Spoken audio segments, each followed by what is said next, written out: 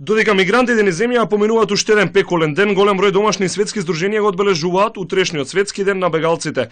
Представниците на Обединетите нации во земјава бараат Македонија да ја промени терминологијата и место мигранти да ги третира како бегалци. Бројката од 22.000 луѓе кои преку пруги и диви гранични премини минале низ земјава само го потврдуваат проблемот со кој се соочува Македонија. Надвор од докажувањата на Европа, овој проблем треба да се решава во секоја земја посебно. Најпрвин да се обезбеди почитување на човековите права на овие луѓе. Европа ќе одвои парични средства, но тоа не е доволно без промена во системот, законските регулативи и огромната волја од политичарите. Барањето на Мухамед Арифи од канцеларијата на УНХЦР во земјава е што побрза имплементација на законските измени за азил. Новиот закон нема да ја подобри состојбата на мигрантите во земјава. Ќе им овозможи безбеден транспорт, бандите нема да ги напаѓаат и ограбуваат.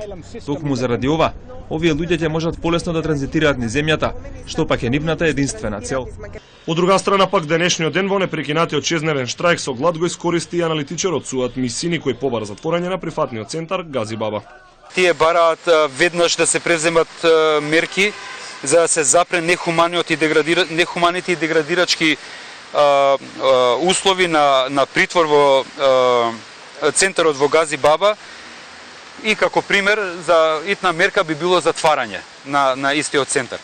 Се очекува мигрантите да патуваат безбедно, со јавен транспорт и да ги избегнуваат опасните и смртоносни пруги, откако Министерството за внатрешни работи извести дека полициските и гранични службеници веќе добиле насоки како да ги применуваат законските измени за издавање документи и примање на барање за азил на било која локација.